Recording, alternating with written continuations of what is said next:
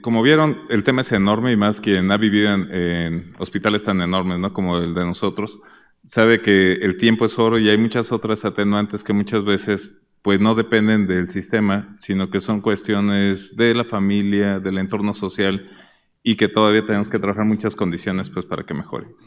Ahí hay un detalle en el contexto social y es una política pública que ha ayudado muchísimo, que justo ayuda para esta fase y lo que hablamos de la interacción desde la familia, redes de apoyo, áreas médico-quirúrgicas y áreas médico-no quirúrgicas, y ayuda a armonizar este proceso. Y eso, derivado de la geriatría, pues fue la ortogeriatría. Y digo, ahí lo desconozco, ahorita nos dirá el doctor Humberto si es el país que tiene institucionalizado el programa más grande en la materia, creo que sí, pero ahorita nos lo dirá. Pero creo que es de la mayor trascendencia el que nos comparte el impacto social que tiene esta intervención. Y en ese sentido, pues agradezco al doctor Humberto Medina que nos acompañe. Gracias. Buenas tardes a todos. Pues sí, ahorita platicamos sobre eso. Entrando en materia, no muchos saben, pero a veces ubicamos los problemas de salud pública como la diabetes o el cáncer, pero la fractura de cadera es un problema de salud pública, no solamente por la cantidad de personas que la sufren, sino por las consecuencias que éstas viven. También se asocia a un alto índice de discapacidad, de muerte, y quienes lo presentan, bueno, tienen un alto riesgo de muerte prematura, es decir, no por una causa diferente a las que se hubiera muerto, sino por algún accidente por lo regular, y esto tenemos años de vida perdidos por muerte prematura. Y bueno, debajo de cada historia de una fractura de cadera, pues tenemos una gran cantidad de una historia de multimorbilidad, de fragilidad, pero sobre todo de una necesidad de atención integral.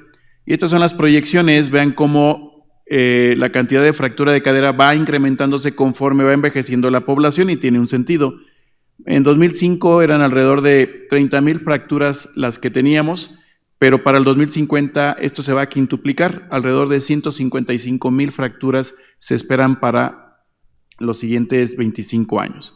Y también, pues prácticamente es un problema de personas mayores. Ven en esta gráfica cómo después de los 60, 65 se va incrementando de manera progresiva y exponencial de acuerdo con la edad. Y siempre las mujeres tienen un mayor riesgo, y esto pues lo saben, es por o ya lo explicó la doctora Grush, por la osteoporosis.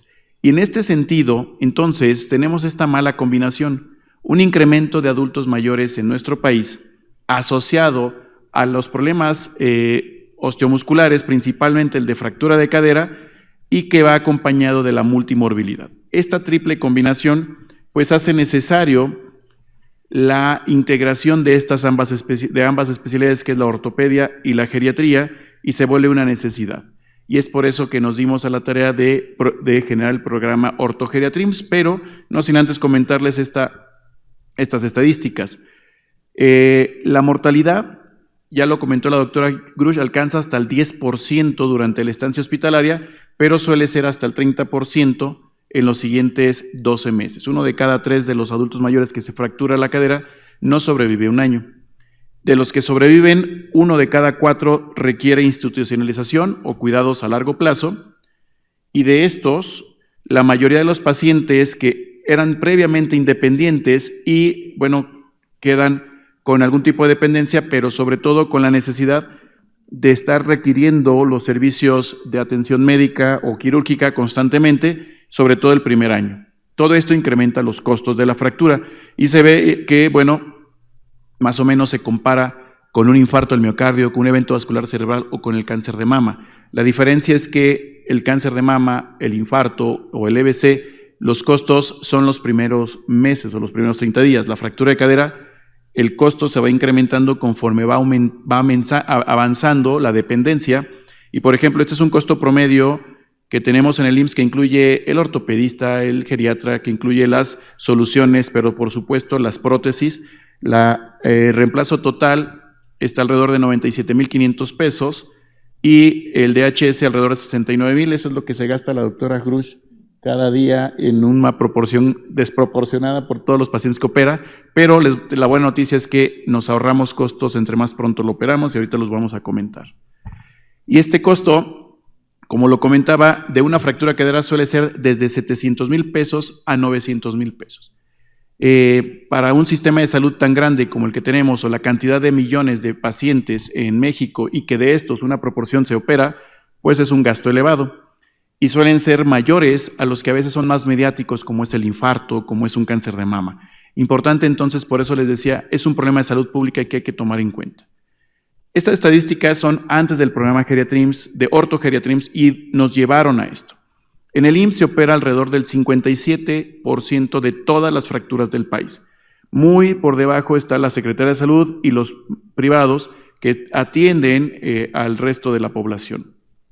Y la recomendación antes del programa Ortogeriatrims, bueno, y como siempre, son las primeras 48 horas, pero pues empezamos a operarlos entre un quinto y a veces hasta más días, 15, incluso 20 días, y esto tenía mucho que ver porque los contratos que eran muy favorables para la industria, pues empezaban a funcionar después de 5 días.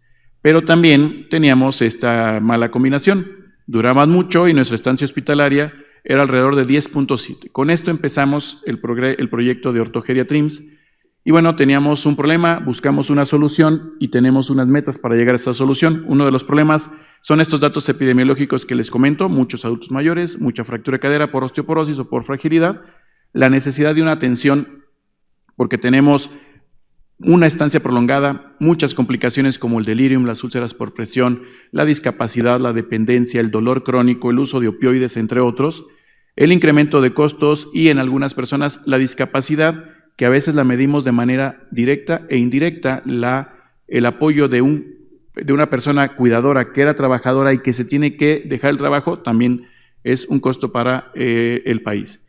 Y también pues mejorar el sistema de atención para reducir los costos de atención y mejorar la calidad y disminuir la mortalidad y las complicaciones y por lo tanto establecer indicadores de proceso que no teníamos en esta patología. Se mide de manera global, se mide lo mismo un tobillo o se medía una fractura de hombro que una fractura de cadera. No sabíamos, se agrupaba en algo que se llaman GRDs o grupos relacionados a diagnóstico y parecía que se cobraba igual en la institución pública. En el IMSS pues ingresa el paciente y se le tiene que dar toda la atención, pero no es lo mismo, ya lo vimos, porque nos dimos cuenta hasta después, bueno, seguramente ya lo sabíamos, pero no teníamos datos duros, que no vale lo mismo una fractura de cadera, que no tiene las mismas complicaciones que una fractura de cadera, que tal vez un tobillo, que tal vez un hombro, que tal vez un húmero, que los relacionaban todos como si fuera un solo tipo de fractura. Y estos GRDs los utilizan en todo el mundo. Aquí en México se diferencia, y entonces tenemos la solución y buscamos una oportunidad con el proyecto Ortogeriatrims, que busca reducir la mortalidad, la estancia hospitalaria, los tiempos de cirugía o para acceder a cirugía, reducir las complicaciones intrahospitalarias, mejorar la funcionalidad al egreso y otorgar una prevención secundaria, y ahorita les voy a decir por qué es importante esto de la prevención secundaria, y el integrar equipos de ortopedia, geriatría y rehabilitación. La mejor sede, más orgánica, pues es el Hospital Victorio Fuentes Narváez, que integra a estas especialidades y por lo tanto es el modelo que seleccionamos. Pero después tuvimos que readaptar el sistema, entonces en el Plan Geriátrico Institucional 21-25, termina este año, pero logramos en estos 5 años grandes cosas. Una de ellas fue dejar el legado de la ortogeriatría.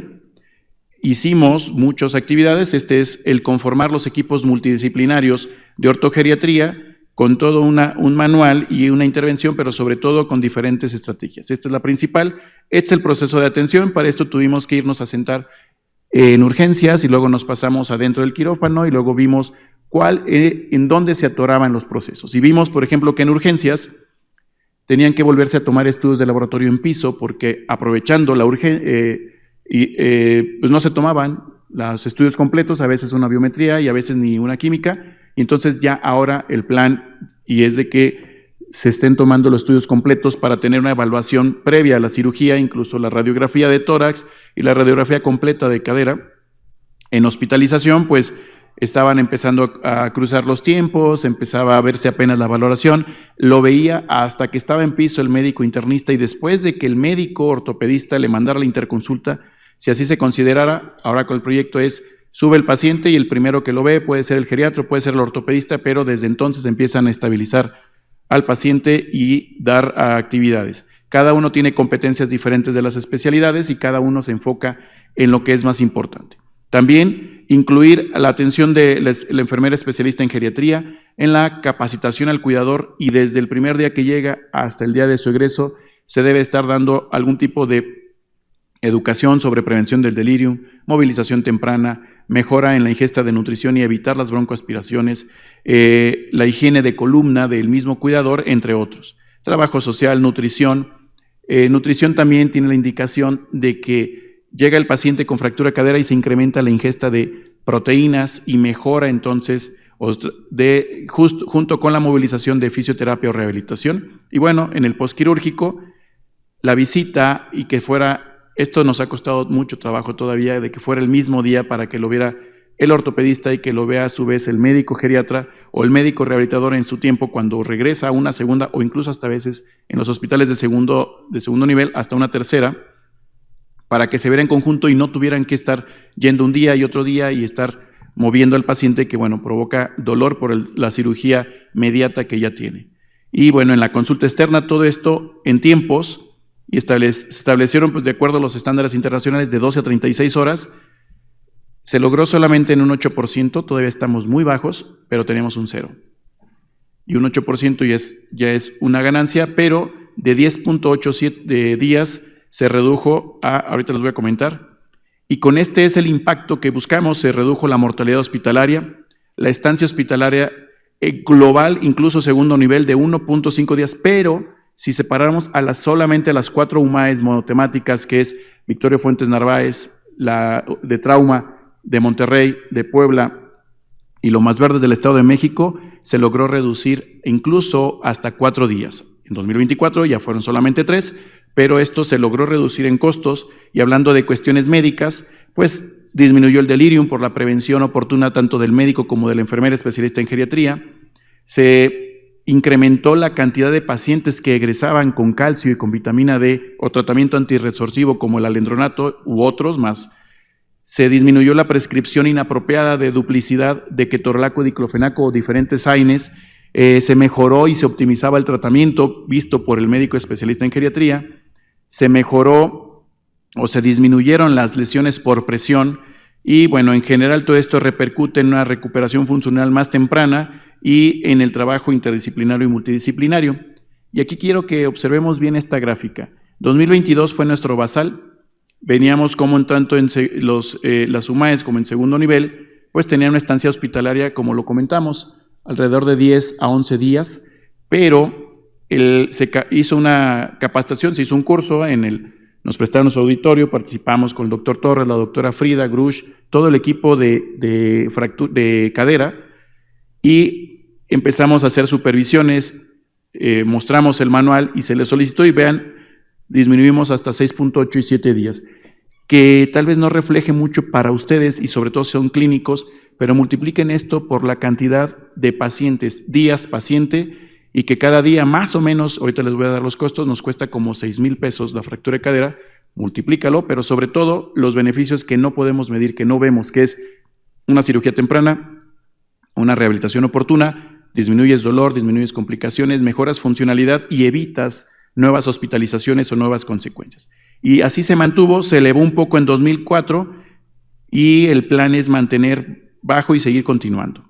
A todo esto tuvimos 3 etapas. La primera fue el piloto en Victorio Fuentes Narváez y en el HGR2 de Villacuapa en la Ciudad de México, y después tuvimos una etapa ya inicial con las UMAES de trauma y los hospitales de zona, algunos más complejos porque siempre va a ganar una cirugía, una urgencia materna, una colecistitis o una apendicitis, y a veces la cirugía de trauma tiene que tener una paciencia. Por eso, insistir en lo que dijo la doctora Grushenska, la fractura de cadera es una urgencia y hay que tratarla como tal. De repente están pidiendo todavía, en eso aquí nos dedicamos a poner en esta parte, en la guía de práctica clínica que se desarrolló para esto y el protocolo de atención integral para esto, pusimos alrededor de 3 o 4 veces, y no importó que lo pusiéramos 3 o 4 veces, de que no pidiéramos hormona tiroidea en pacientes estables y con tratamiento para que no retrasaran su cirugía, que no pidieran Holter por extrasístoles ventriculares, porque eso es parte también del envejecimiento, pero mandaban o se mandan todavía tristemente a hacer ecocardiogramas por extrasístoles o contracciones ventriculares prematuras, y un sinnúmero de retrasos por cosas que afectan más el retraso de una cirugía temprana que pensar que van a mejorar la situación, por ejemplo, en medir una TSH o suspenderla porque tiene 2 días que suspendió la aspirina, sale peor y ya está bien medido, está bien documentado. O porque tiene una hemoglobina de 9.9 o incluso de 10 o de 9, que ya está bien establecido que no hay que transfundir. Para eso entonces desarrollamos estas herramientas, como es una cédula de evaluación, que la aplicamos durante todo el 2023 en las visitas de supervisión en todos estos hospitales, para poder establecer qué es lo que tiene que hacer el ortopedista, el médico geriatra, la enfermera geriatra, el nutriólogo, el trabajador social, y cada uno tenía. Se les dejaba a los jefes de servicio y ellos seguían practicando. Todo esto está plasmado en este documento que es abierto y está al público, y esto es para los clínicos con evidencia científica de que no hay que transfundir si el paciente tiene 8.1, que no hay que pedir hormona tiroidea en pacientes estables y bien suplementados, solamente para verificarlo, que no hay que pedir un ecocardiograma si hay un extrasístole 2 o incluso más, y una serie de evitar el retraso, además de ver, comparar cuáles son los mejores procesos, cuándo cementar, cuándo no, cuándo aplicar algún tipo de cirugía y otra. Todo esto repercutió en algo importante, que este es el plan de egreso. Este plan de egreso nos lo han chuleado mucho en Sudamérica y nos lo han copiado, porque no nos dieron el nombre, pero bueno, se los pasamos a todos ellos. Y todo está basado en la evidencia, en la guía de práctica clínica que realizamos, y son los procesos que pueden o complicar la cirugía, o complicar el posquirúrgico, o retrasar el inicio de la cirugía, o principalmente que reingresen por una causa no quirúrgica o no derivada de la cirugía, por lo que pueden ser por otras, y esto es lo que tiene que hacerse durante la estancia en la espera quirúrgica y antes de egresar. Es un checklist, si ya se realizó, que incluye la conciliación de fármacos, la tromboprofilaxis, el uso de analgésicos, no duplicar con AINES y utilizarlos de mejor manera, la prevención de infecciones, la rehabilitación temprana, la prevención de úlceras por presión, la prevención de estreñimiento, y todo esto ha repercutido, y esto es lo que tenemos.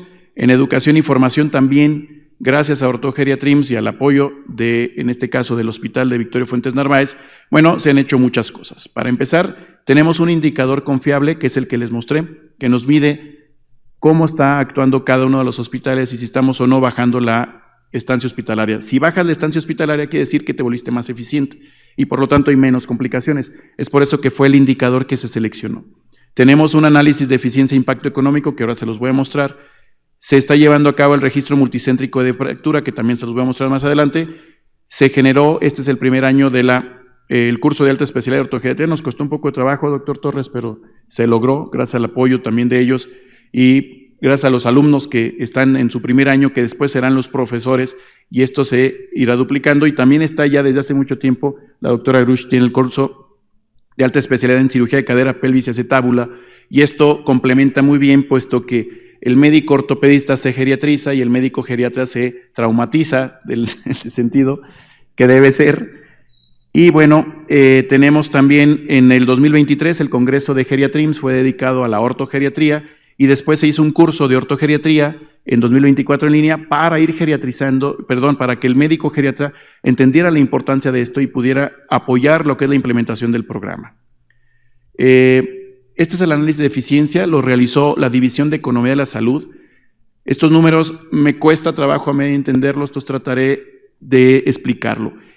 Concluimos que con el mismo cantidad de hospitales y quirófanos que teníamos, se ha ido incrementando la cirugía teníamos en 2022 alrededor de 1,100 egresos por cirugía, después fueron 1,954 y 2,231. Se volvió eficiente el servicio, es decir, se operaba cada vez más cirugía con la misma cantidad de quirófanos y de hospitales, no se ha crecido mucho en la infraestructura. Y que también, este es el estudio de impacto económico. Se tomó en cuenta las 72 horas desde que el paciente llega al hospital. porque pasa un día en urgencias o al menos una jornada o a veces un poco más y en algunos hospitales más días de urgencias. Entonces se midió toda la estancia desde que toca el piso de la institución hasta que se va. Y lo que pusimos como meta es la meta internacional de 72 horas. Y si cumpliéramos esto, en un año nos ahorramos, no voy a decir la palabra ahorrar, ahorita les comento qué, se eficientó 10,358,000 pesos, principalmente dado por el hospital de Victorio Fuentes Narváez, que opera alrededor del 50% de todas las cirugías de cadera de la SUMAES, el otro 50% lo operan los 32 hospitales de segundo nivel, pero un solo hospital opera una gran cantidad. Pero si hubiéramos operado a todos los pacientes en menos de las 72 horas, nos hubiéramos ahorrado un total de 135 millones por año. Con eso nos alcanza para más prótesis. Y es a lo que me refiero con que no ahorramos dinero. El paciente se egresa más pronto, pero ¿qué creen? Todavía no se enfría la cama y ya está otro paciente. Entonces lo que hacemos es eficientar los servicios. En salud pública a veces no ahorramos costos literales, sino lo que hacemos es reajustar en el que volvemos más eficiente los servicios. Y esto, bueno, la conclusión de la División de Economía de la Salud es que el programa OrtoGeriaTRIMS es costo eficiente y es costo económico. En este sentido, pues nos ayudó mucho, nos ayuda mucho para seguir promoviendo que esto se vaya escalando a otros hospitales, y no solamente en el IMSS, sino que también el modelo lo puedan replicar otras áreas del sector salud. En el registro multicéntrico también tenemos que participan 24 unidades, hay un aplicativo web que se puede llenar desde el celular y tiene varias etapas, la fase aguda, que es desde el momento en que el paciente se fractura, las urgencias del evento quirúrgico, la fase del egreso, si se cumple o no algunas recomendaciones del alta, y el seguimiento ambulatorio a los 30 y a los 120 días. En el primer año se colectaron alrededor de 1,095 pacientes con un montón de datos, y de estos tenemos algunos datos importantes, como es la multimorbilidad, que a veces no se registra en todos los registros del mundo, y tenemos algunos otros de los datos interesantes. Miren, 72% son mujeres, esto nada nuevo, 7 de cada 10 lo son, pero 85% de los que se fracturan, ni calcio, ni vitamina D, y mucho menos algún antirresortivo contenían. Pero al egreso ya se van alrededor del 70% con su tratamiento, cosa que antes de ortogeriatría solamente uno de cada 10 se iba con algún tratamiento antirresortivo. Actualmente ya se van 7. La tromboprofilaxis, previo a esto, ahora el 84% reciben tromboprofilaxis a su egreso. Previamente solamente el 33%. Datos interesantes como el lugar de fractura, principalmente es el domicilio, no es la calle, y tenemos hasta el horario en que se fracturan, y pues sí, es en el horario entre 12 y 2 de la tarde. Y esto diferente a lo que muchas veces nos han enseñado, que es en la noche y en los baños. Diferente a lo que estamos registrando es cuando la persona está más activa o el adulto mayor está más activo y es cuando cae y fractura. Y muy relacionado con la fragilidad y la fragilidad con la sarcopenia, los pacientes que se fracturaron sin fragilidad, son los menos. La mayoría tienen o fragilidad o prefragilidad, es decir, o son robustos o están en estado prefrágil. Y tenemos ya ahora sí un comparativo entre el 23 y el 24. Vean cómo la estancia en urgencias de 200 horas promedio, bajamos a 47 horas de espera en urgencias. Y de 7.8 días de urgencias, se bajó a 1.6. 7.8 días de urgencias. Esto sobre todo dado por hospitales de segundo nivel. Y el evento quirúrgico para esperar de 9.4 se baja a 6.6. Estos promedios 6.6, que es lo que estamos viendo en la imagen que dijimos que bajamos alrededor de 3 días de estancia hospitalaria. Entonces también hay reducción de la mortalidad, reducción del delirium intrahospitalario, reducción de las lesiones tisulares por presión o antes úlceras por presión. Se incrementó la movilización temprana, el que se haya también que se le haya perdido el miedo a mover al adulto mayor. Y bueno, se incrementó el tratamiento farmacológico, ya lo decíamos, tanto para la osteoporosis como para la profilaxis o tromboprofilaxis. Como conclusión, tenemos una de las ventajas es que tenemos menor mortalidad, 2.7 global, ya lo decía la doctora Grush, alrededor del 10 estaba antes, se ha ido bajando la mortalidad. Y esto no solamente es estadística en ortopedia, y esto es para los geriatras. En todo el país, Desde que contamos con al menos 1 o 2 geriatras en todos los hospitales, la mortalidad se ha reducido en los adultos mayores. No así la estancia hospitalaria. Quiere decir que los cuidados que se están otorgando por el médico especialista en geriatría han estado siendo favorecidos porque la mortalidad o la tendencia que teníamos de incrementar la mortalidad del adulto mayor ha ido disminuyendo o estabilizado en algunos hospitales. Hay mejor recuperación funcional, hay una reducción en la dependencia. Ya lo vimos, hay un ahorro institucional por menor estancia o hay una eficiencia en la atención y hay una mayor eficiencia para llegar a la cirugía. Se empieza a trabajar muy bien en la cuestión interdisciplinaria, no lo vemos en la institución, pero también mis compañeros lo comentan en la medicina privada. Hay una muy buena relación en lo que es el médico traumatólogo y el médico geriatra y hacen buen binomio para el manejo de los pacientes tanto en la institución como fuera de ella. Se ha generado evidencia científica, lo que apoya a la toma de decisiones al interior del instituto y seguramente en las políticas públicas que vamos a influir en esto. Y bueno, esto nos da pie a un modelo replicable que impulsa a la formación de médicos con la alta especialidad, tanto de las dos especialidades, como para ir generando mayor evidencia y mayor crecimiento de esta área de la ortogeriatría. Muchas gracias.